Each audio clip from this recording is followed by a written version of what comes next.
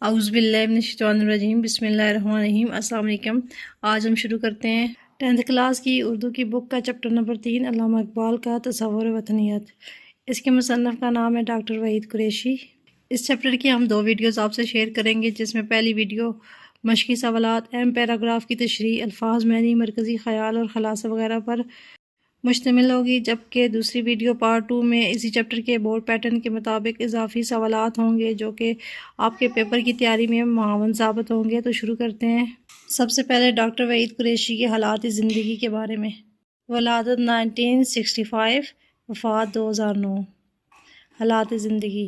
Doctor Waheed Qureshi کا اصل نام عبدالوحید تھا۔ ان کے والد عبداللطیف قریشی گجرانوالہ کے رہنے والے تھے۔ ڈاکٹر صاحب نے جعفرانوالہ میں تعلیم پائی۔ شاعری میں صوفی غلام مصطفیٰ تبسم سے اصلاح لیتے رہے۔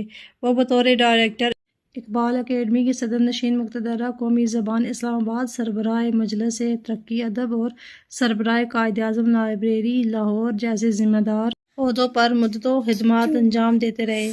ادبی خدمات۔ تحقیقی میدان میں انہوں نے کارہائے نمایاں سر انجام دیے۔ تحقیق میں انہوں نے استدلالی انداز اپنایا۔ وہ ایک محقق، نقاد، مورخ، ماہر لسانیات، ماہر ثقافت اور کالم نگار تھے۔ ان کی ہمہ جہت شخصیت جہد مسلسل کی ایک داستان ہے۔ انہوں نے منطقی انداز سے حقائق کی تلاش کا طریقہ اختیار کیا۔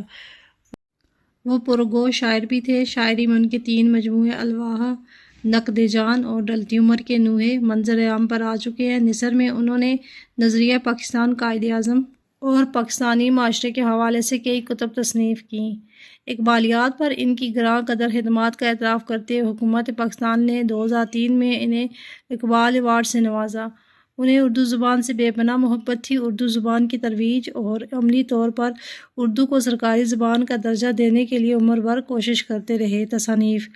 جدیدت کی تلاش، افسانوی ادب، اقبال اور پاکستانی قومیت، اساسیات اقبال، میر حسن اور ان کا زمانہ، مطالعہ حالی، کلاسیکی ادب کا تحقیقی مطالعہ، نظر غالب، اردو نثر کے میلانات۔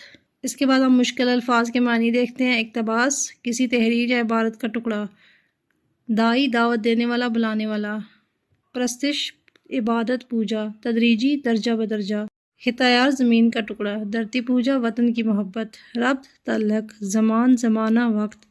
شعوب، گروہ، قبیلہ۔ کنعان، حضرت یوسف کا وطن۔ قیود، قید کی جمع۔ لونی، رنگ، رنگت۔ مبرہ، بلند، مستثنیٰ۔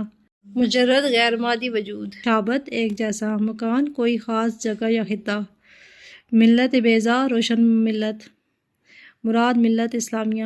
مدافعت، بچاؤ، حفاظت کرنا۔ محور، مرکز۔ مغایرت، اجنبیت۔ نصب العین، اصل مقصد۔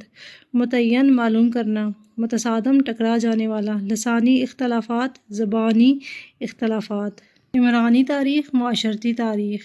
شعوبی، گروہ، جماعت۔ شائبہ، شک، الجھے ہوئے، پیچیدہ۔ خد و خال، شکل و صورت۔ نظریاتی، فکری۔ مرکزی خیال۔ ڈاکٹر وحید قریشی کے اس مضمون اقبال کا تصور وطنیت میں وہ اقبال کی سوچ و افکار کا یہ نچوڑ بیان کرتے ہیں کہ اسلامی تصور وطنیت زبان، رنگ و نسل اور جغرافیائی حدود سے بالا تر شے ہے، جبکہ مغربی رنگ، زبان، نسل اور جغرافیہ کے بل بوتے پر قومیت اور وطنیت کی تشکیل ہوتی ہے۔ اقبال نے اسی مغربی نظریے کو اسلامی روح سے متصادم قرار پایا۔ اپنی ملت پر قیاس اقوام مغرب سے نہ کر، خاص ہے ترکیب میں قوم رسول ہاشمی۔ ان کی جمعیت کا ہے ملک و نسب پر انحصار، قوت مذہب سے ہے جمعیت تیری۔ خلاصہ۔ مصنف وحید قریشی نے بہت خوبصورت انداز میں اس مضمون میں مختلف پیرایوں پر بات کی ہے۔ آپ کہتے ہیں کہ پاکستان ایک نظریاتی مملکت ہے اور اس کا محور بھی یہ تھا کہ ہندوستان میں موجود مسلمانوں کا ایک ایسا خطہ زمین وجود میں آئی کہ اس میں رہ کر مسلمان اپنی زندگی آزادانہ گزار سکیں اور وہ اپنی مذہب کی تبلیغ و اشاعت بھی کر سکیں۔ دنیا میں 2 قسم کی تصور وطنیت ہے، ایک مغربی تصور وطنیت اور دوسری اسلامی تصور وطنیت۔ دونوں میں بہت بڑا فرق ہے۔ مغربی تصور وطنیت رنگ، نسل، زبان اور جغرافیہ کی وحدتوں سے عبارت ہے، جبکہ اسلامی تصور وطنیت اس کے متضاد ہے۔ اقبال کے خیال میں مغرب کا تصور وطنیت جبکہ ایک نظم العین کی صورت اختیار کرتا ہے تو اسلام کی بنیادی روح سے متصادم ہو جاتا ہے۔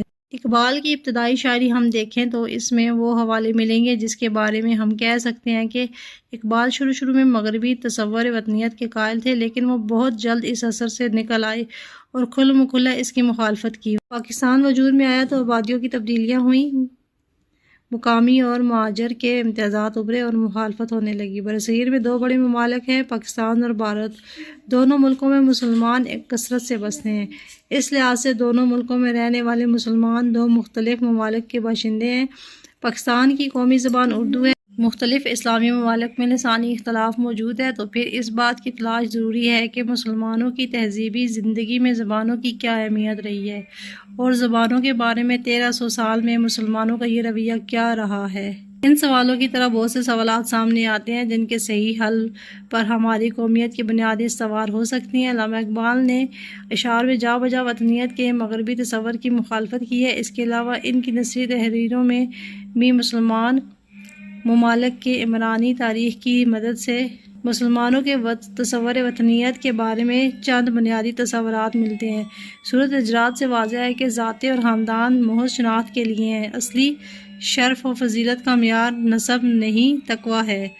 اقبال اسی پر زور دیتے ہیں اور شعوبی، قبائلی، نسلی، لونی اور لسانی امتیازات پر اسلامی نسب العین کی فوقیت تسلیم کرتے ہیں۔ اہم عبارات کی تشریح۔ عبارت نمبر 1، مغرب میں قومیت کا تصور چند بنیادی امور پر مشتمل ہے۔ رنگ و نسل اور جغرافیہ وہ عبادتیں ہیں جن سے مختلف ملکوں کے باشندے اپنا تشخص متعین کرتے ہیں۔ اقبال کے نزدیک مغرب کا تصور وطنیت جب ایک نسب العین کی صورت اختیار کرتا ہے تو اسلام کی بنیادی روح سے متصادم ہو جاتا ہے، کیونکہ اسلام بنی نوع انسان کی وہ وحدت ہے جو رنگ و نسل اور زبان سے بالاتر ہے۔ حوالہ متن۔ مصنف کا نام وحید قریشی، سبق کا نام علامہ اقبال کا تصور وطنیت، ادبی حیثیت نقاد محقق مضمون نگار۔ سیاق و سباق۔ اس عبارت سے پہلے مصنف فرماتے ہیں کہ پاکستان ایک نظریاتی مملکت ہے اور حصول پاکستان کی جدوجہد کا بنیادی محور یہ احساس تھا کہ ایک ایسا خطہ ارض وجود میں آئے جو اسلام کی تجربہ گاہ ہو، اور اس اعتبار سے جغرافیائی حدود کا مطالبہ اسلامی قدروں کے نفاذ کا مسئلہ قرار پاتا ہے۔ مغرب میں قومیت کا تصور چند بنیادی امور پر مشتمل ہے۔ رنگ و نسل، زبان اور جغرافیہ وہ وحدتیں ہیں جن سے مختلف ملکوں کے باشندے اپنا قومی تشخص متعین کرتے ہیں۔ شروع میں علامہ اقبال بھی مغرب کے تصور وطنیت کے قائل تھے، لیکن بعد میں انہوں نے اس سے منہ موڑ کر اور کھل کر مغربی وطنیت کی مخالفت کر دی۔ تشریح طلب عبارت میں مصنف فرماتے ہیں کہ مغرب میں قومیت کی بنیاد چند چیزوں پر مشتمل ہے جن میں رنگ و نسل اور جغرافیہ قابل ذکر ہیں۔ وہاں پر گورے کو سیاہ پر فوقیت حاصل ہوتی ہے اور امیر کو غریب پر اہمیت دی جاتی ہے، جبکہ اقبال کے نزدیک مغرب کا تصور وطنیت کا سمت ایک رخ اختیار کر لیتی ہے تو اسلام کے اصولوں سے متصادم ہو جاتی ہے، کیونکہ اسلام میں واضح الفاظ میں بتایا گیا ہے کہ کسی عربی کو اجمی پر اور اجمی کو عربی پر، گورے کو سیاہ پر، امیر کو غریب پر کسی بھی قسم کی فوقیت حاصل نہیں ہے۔ اگر کسی کو کسی پر فوقیت حاصل ہے تو صرف تقوی کے لحاظ سے حاصل ہے، جو جتنا تقوی دار ہوگا اللہ تعالیٰ کے ہاں پسندیدہ ہوگا۔ اس کے بعد عبارت نمبر 2 ہے، پاکستان کی قومی زبان اردو ہے، مختلف مسلمان ممالک میں لسانی اختلاف موجود ہے۔ ایران میں فارسی، عرب ممالک میں عربی، پاکستان میں اردو، انڈونیشیا میں انڈونیشیائی زبانیں ملکی اور قومی سطح پر چل رہی ہیں، تو پھر اس بات کی تلاشی ضروری ہے کہ مسلمانوں کی تہذیبی زندگی میں زبانوں کی کیا اہمیت رہی ہے اور زبانوں کے بارے میں 1300 سال میں مسلمانوں کا رویہ کیا رہا ہے۔ حوالہ متن۔ مصنف کا نام وحید قریشی، سبق کا نام علامہ اقبال کا تصور وطنیت، ادبی حیثیت نقاد محقق مضمون نگار۔ سیاق و سباق۔ اس عبارت سے پہلے مصنف فرماتے ہیں کہ علامہ اقبال کے ہاں وہ تصورات جس کا آغاز ان کی ہم جغرافیائی بنیاد سے ہوا تھا، وہ جس کی پہلی واضح صورت دھرتی پوجا کے طور پر سامنے آئی تھی۔ پاکستان کی قومی زبان اردو ہے، مختلف ممالک میں لسانی اختلافات موجود ہیں۔ سورۃ حجرات میں واضح ہے کہ ذاتی اور خاندان محض شناخت کے لیے ہیں، اصلی شرف و فضیلت کا معیار نسب نہیں تقوی ہے، اور علامہ اقبال بھی اسی پر زور دیتے ہیں۔ تشریح طلب عبارت میں مصنف یہ بتانا چاہتے ہیں کہ پاکستان کی قومی اور رابطے کی زبان اردو ہے۔ دنیا کے دیگر اسلامی ممالک میں بھی لسانی اختلافات موجود ہیں، مثلاً ایران میں فارسی عرب میں عربی اور پاکستان میں اردو، انڈونیشیا میں انڈونیشیائی زبانیں ملکی اور عوامی سطح پر چل رہی ہیں۔ جب مسلم ممالک میں یہ اختلافات موجود ہے تو ضرورت اس امر کی ہے کہ اس بات کی تحقیق کی جائے کہ مسلمانوں کی تہذیبی زندگی میں زبانوں کی کیا اہمیت رہی ہے اور زبانوں کے معاملے میں 1300 سال میں مسلمانوں کا رویہ کیا رہا ہے۔ یہ ایک ایسا سوال ہے کہ دنیا کے ہر ذی شعور مسلمان کے ذہن میں ابھرتا ہے۔ اس کے بعد ہم اس چیپٹر کی مشق دیکھتے ہیں۔ سوال نمبر 1 ہے، درست الفاظ کی مدد سے خالی جگہوں کو پر کریں۔ نمبر 1، پاکستان ایک نظریاتی مملکت ہے۔ نمبر 2، عالم اسلام کی ثقافتی زبان فارسی رہی ہے۔ نمبر 3، پاکستان کی قومی زبان اردو ہے۔ نمبر 4، زبانیں اظہار کا وسیلہ ہے، بت نہیں کہ ان کی پوجا کی جائے۔ نمبر 5، اصلی شرف و فضیلت کا معیار نسب نہیں تقوی ہے۔ اس کے بعد سوال نمبر 2 ہے، مغرب کے تصور وطنیت اور اسلامی نظریہ قومیت کے درمیان بنیادی فرق و امتیاز کیا ہے؟ اس کا جواب ہے، سبق کا نام علامہ اقبال کا تصور وطنیت، مصنف کا نام ڈاکٹر وحید قریشی۔ مطلوبہ جواب، دنیا میں قومیت کی تشکیل کے 2 بنیادی نظریے ہیں، مغربی نظریہ، اسلامی نظریہ۔ نمبر 1، مغربی نظریہ۔ اس نظریے کے مطابق قومیت کی تشکیل رنگ، زبان، نسل اور ایک مخصوص جغرافیے کی حدود پر ہے، تو ایسی قومیں ایک الگ وطن کا مطالبہ کر سکتی ہیں۔ اسی نظریے کی بدولت دنیا کا امن و سلامتی خطرے میں پڑا اور 2 عالمی جنگیں وقوع پذیر ہوئیں۔ نمبر 2، اسلامی نظریہ۔ دین اسلام ہر قسم کی بالادستی سے پاک نظریہ پیش کرتا ہے۔ اسلام میں کسی عربی کو اجمی پر، گورے کو سیاہ پر، امیر کو غریب پر کوئی فضیلت اور فوقیت حاصل نہیں۔ اسی نظریے کے مطابق قوم کے افراد کا ایک کلمہ گو مسلمان ہونا کافی ہے۔ سورۃ حجرات کی آیت میں واضح بیان ہوا ہے کہ ذاتیں اور خاندان محض شناخت کے لیے ہیں، اصلی شرف اور فضیلت کا معیار نسب نہیں بلکہ تقوی ہے۔ بنیادی فرق۔ دونوں نظریے واضح ہونے کے بعد بنیادی فرق کھل کر سامنے آ گیا ہے کہ اسلامی وطنیت کو واضح کرنے کے لیے اقبال نے قرآن کی اسی صورت کو بنیاد بنا کر نسلی، لسانی اور ہر قسم کے گروہی امتیازات کو مٹا کر اسلامی نسب العین کی فوقیت کو تسلیم کیا، اور اسی نقطے میں مسلمانوں کا اتحاد چھپا ہے اور بہت سے مسائل کا حل بھی موجود ہے۔ حاصل مطلب، قوم مذہب سے ہے، مذہب جو نہیں تم بھی نہیں، جذب باہم جو نہیں، محفل انجم بھی نہیں۔ سوال نمبر 3 ہے، اقبال زبان پرستی اور وطن پرستی کے کیوں مخالف تھے؟ اس کا جواب ہے، سبق کا نام علامہ اقبال کی تصور وطنیت، مصنف کا نام ڈاکٹر وحید قریشی۔ مطلوبہ جواب، اشعار اقبال اور نثر اقبال کے مطالعے سے یہ بات واضح نظر آتی ہے کہ اقبال نے زبان پرستی اور وطن پرستی کی مخالفت کیوں کی تھی۔ زبان پرستی کی مخالفت، اسلام کی عمرانی تاریخ کے مطالعے سے یہ بات واضح ہے کہ زبانیں صرف اظہار کا وسیلہ ہیں، جس کی روح سے عربی زبان کو قرآن پاک کی زبان ہونے کی وجہ سے فوقیت حاصل تھی، لیکن زبان کے ساتھ پرستش کا کوئی شائبہ تک نہ تھا۔ 20ویں صدی سے قبل عالم اسلام میں زبانیں جھگڑے کا سبب ہی نہیں تھی، کیونکہ اصل اہمیت زبانوں کو نہیں، مقاصد اور مطالب کو حاصل رہی ہے۔ لیکن بدقسمتی سے ان لسانی مسائل میں الجھ کر برصغیر کے مسلمان اپنے اصل مقصد کے اصول سے پیچھے ہٹتے گئے۔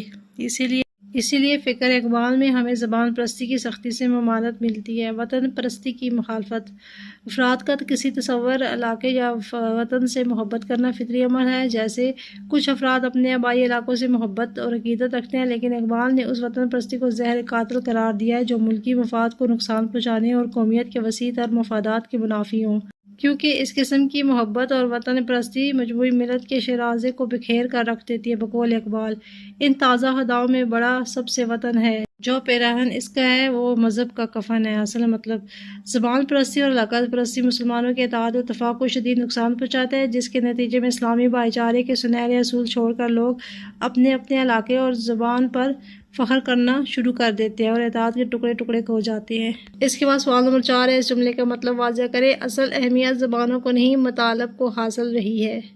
جواب، سبق کا نام علامہ اقبال کا تصور وطنیت، مصنف کا نام ڈاکٹر وحید قریشی۔ مطلوبہ جواب، یہ جملہ شامل نصاب مضمون علامہ اقبال کا تصور وطنیت کے آخری پیراگراف کا حصہ ہے۔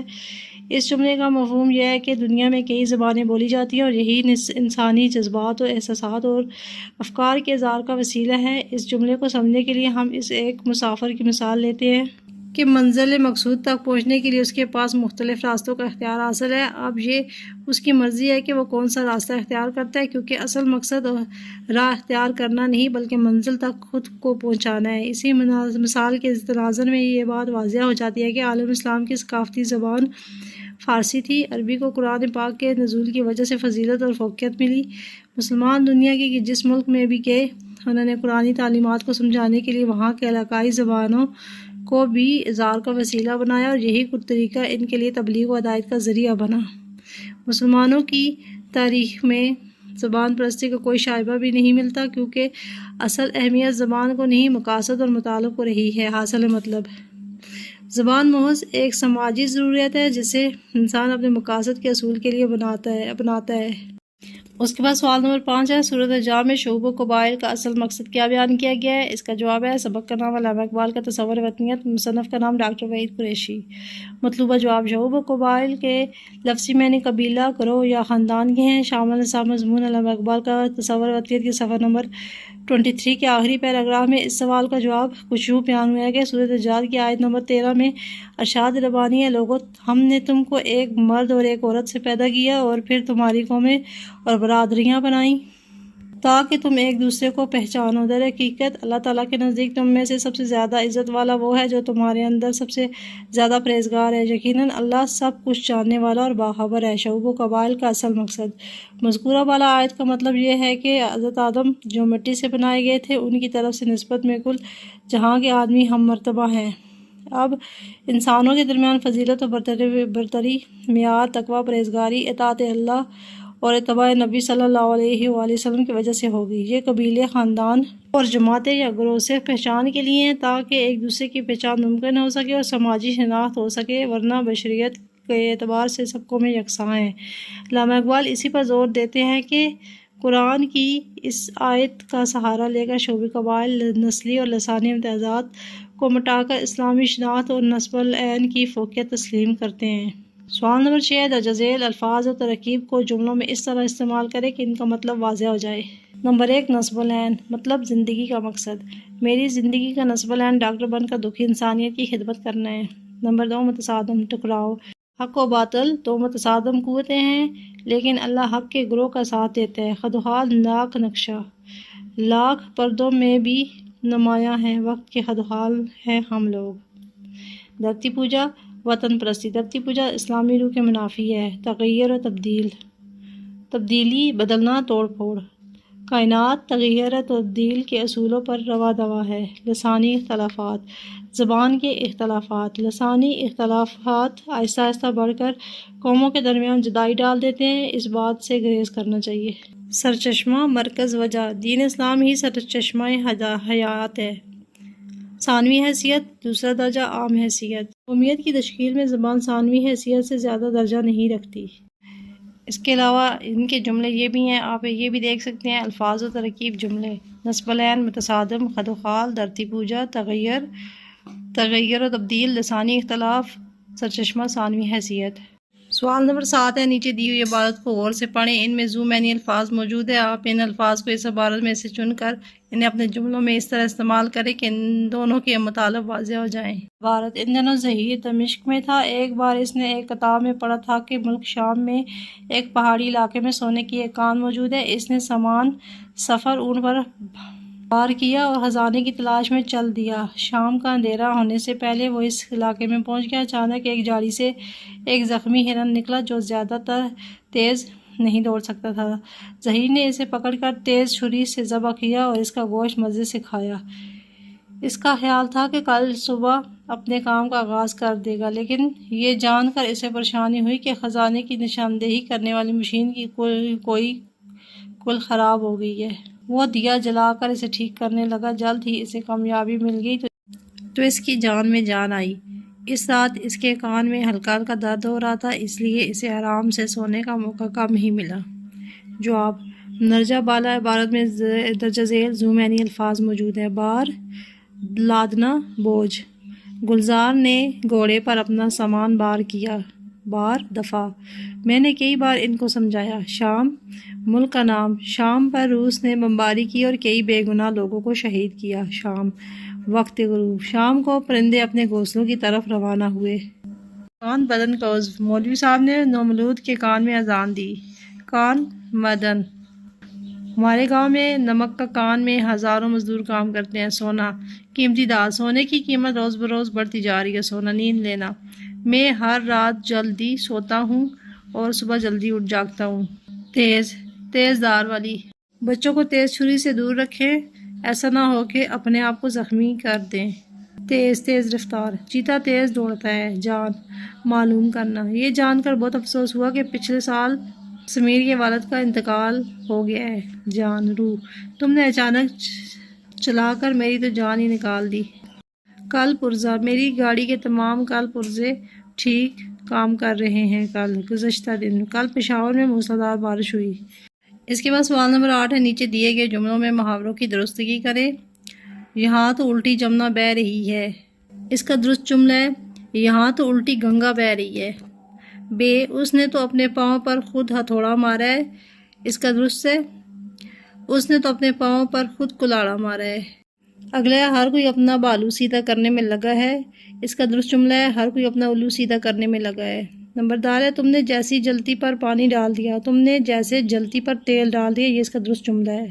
تو اسٹوڈنٹس، ملتے ہیں اب نیکسٹ ویڈیو میں۔ اگر آپ کو ہماری ویڈیو اچھی لگے تو اس کو لائک کریں اور زیادہ سے زیادہ شیئر کریں تاکہ دوسروں تک بھی ہمارا پیغام پہنچ سکے، اور چینل کو ضرور سبسکرائب کریں۔ جزاک اللہ۔